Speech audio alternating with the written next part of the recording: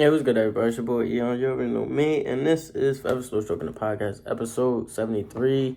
There are a few things that I kind of wanted to go over. It was this picture that I saw. It said, bleeding growth stocks, right? So I kind of saw this picture, and I was just like, dang, like, it's true, but there were some things that I kind of figured I could comment it on and give you all some perspective on. But before we get into that, I gotta say I'm not a financial advisor, but like always, I have gems for you.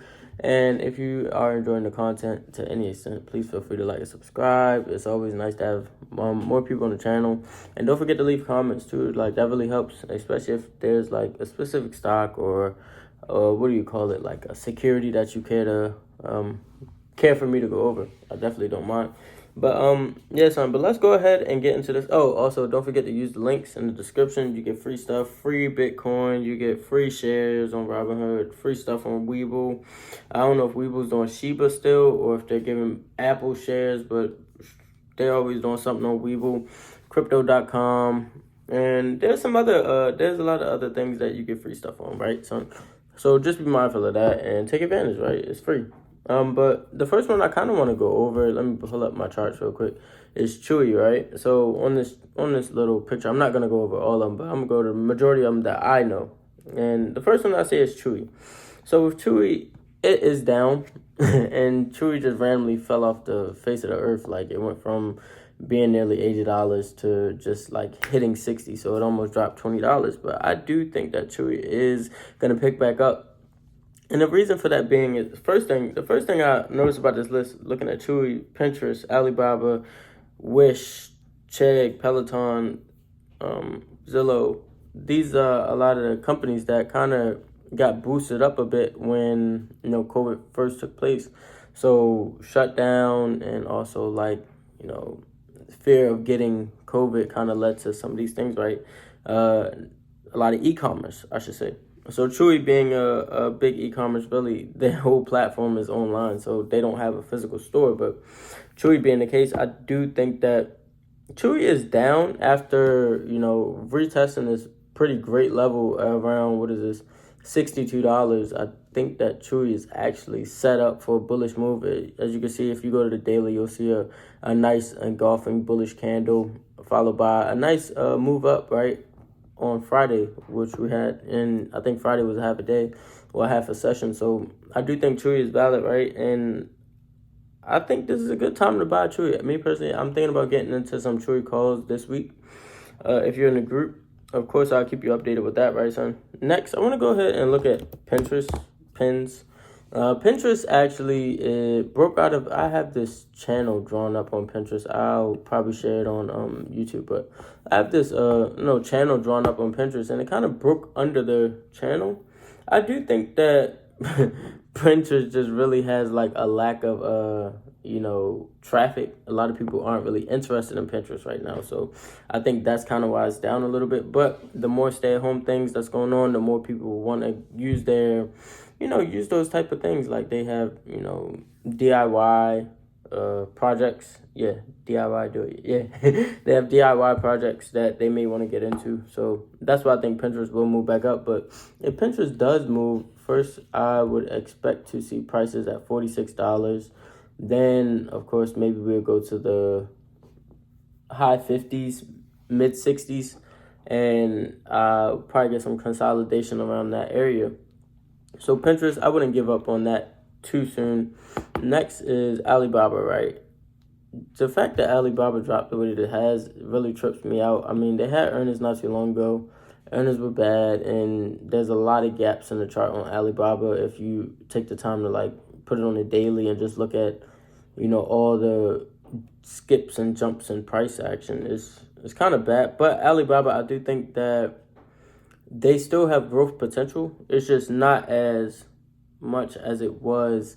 When was this? Early on in the year, right? So Alibaba is still good. It's still something that will be a growth stock. It's just not going to grow as much as, it was projected to, now that their fundamentals have changed a bit. So that's something that you kind of want to look into if you're looking at Alibaba, and if you have Alibaba in your portfolio. Me, I do have Alibaba in my long term, and I plan to keep it there, but I just understand now that it's not going to grow as fast as I thought it was. So it's in the 401k and it's just going to chill there for a bit. But maybe it'll come back sometime next year. Maybe not. I don't know. But I have time.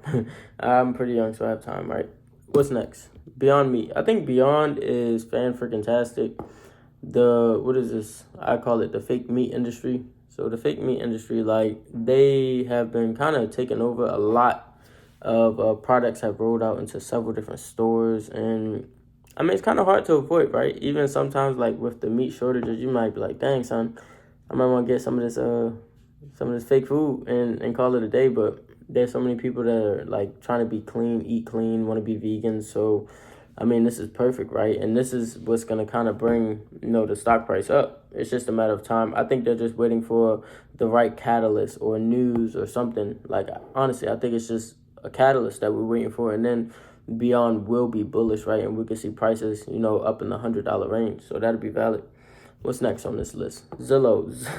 Son, Zillow they put themselves in a hole because they were just not spending money wisely and losing money left and right. However, the housing market, people will always need somewhere to live.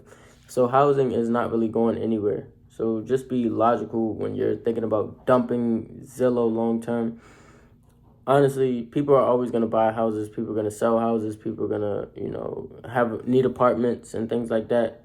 So I think Zillow is always going to be around. But as far as Zillow, I do see a gap between $76 and $84. So that's enough to get my attention. A nice little, what is that, $8 gap. So yeah, I can watch out for that, especially since Zillow at $55. Like, the 52-week low was $52, and that's crazy because my first time seeing Zillow, it was in like the $90 range, and then it had earnings, and then it just shot up like in the $100 range. So that was pretty crazy. But yeah, Zillow is definitely one that I'm still gonna keep watch on. Peloton is, I have a lot of hope for Peloton. Not saying that I'm desperate for it to go up, because I have a few shares, but it's not a large position. It doesn't take up much of my portfolio. But I do feel like Peloton will be bullish, especially with this new variant news. The reason I say with the new variant news that Peloton would be bullish is because, of course, they may close down gyms if we have another shutdown. So the exchange of those bodily fluids on the on the machines, not exchange, but like, what I'm saying? Just like that interaction and just being so close in proximity, I don't think that it'll be a wise decision to keep gyms open. So maybe Peloton, they'll get more orders in. But also the thing with Peloton is they need to fulfill more orders. So it's not that they don't get the orders. It's just they need to be able to have the material, product, or whatever to, build their bikes and treadmills and ship them off to the customers, right? So I think that's a big thing as well, supplies. So once they fix their supply chain issues, they'll be pretty valid. I see a gap from $62 to about $85, and that's like, I ain't gonna lie, that's pretty major. If you look on the daily, for the month of November, that's crazy, but that's a lot of money to make. If you're buying it at $40 and you play it up to $85, that's about 100% profit. Well, more than 100% profit. But please keep watching on Peloton, especially as they talk about this another variant. And I think the last one I'm gonna go over is Wish, right? So Wish is down bad, right? And number one, they had a good earnings, but they just have terrible products. It's an e-commerce. They have terrible products. The quality is just bad, but they do have this software. They have a software that could be very desirable in the coming, months or years or something like that. And I'm looking for Wish to randomly pop. I hear a lot of people talk about Wish. The low that it's at now is kind of irresistible, so it's like you want to buy it because it's so cheap. Like, you can buy so much of it. It's only $4 just about, but Wish is definitely one that I think is it's under construction, right, son? So I wouldn't put too much hope into Wish, but I do think Wish will be valid. So yeah, so that's that. I did want to just get on and kind of talk to you about that because I see, this chart that says, bleeding growth stocks, and a lot of growth stocks are bleeding, but it's just for a amount of time. Like, I think it's just like sector shifting, right? We shift out of sectors all the time, but a lot of these stocks primarily pertain to just what is it called? Just the change in, people's fear of COVID. Now that we have a new variant that's emerging and kind of getting people worked up, I think that now we could probably get some bullishness out of a few of these, plays. So, but yes, unlike always, thank you for tuning in. Don't forget, if you haven't done so already, check out Jermaine's Hustle class. That joint is valid. Oh, and before I do that, let me give you all a hidden gem. Right? Moderna is my hidden gem. The reason being, number one, the catalyst of another variant. Number two, Moderna got beat down after earnings. Now, it's rising fast. I mean, I think I bought Moderna when it went like to 2-something, like 250 or something. I don't know, but it's back at 329. I do see Moderna running to $400. I have a gap drawn up on Moderna, and I think it's valid. So that would be my hidden gem. So if you want to play calls like out like a 6-month calls or like 8-month calls, maybe a year call, like give it at least 150 days, son.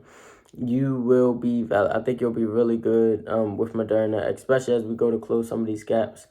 It really looks valid to me, but I mean, you should go see for yourself. Go pull up the chart, pull up the daily Moderna chart, and you'll see a few gaps there. But like always, if you need me, just hit me. And thank you for tuning in. All right, son. Peace.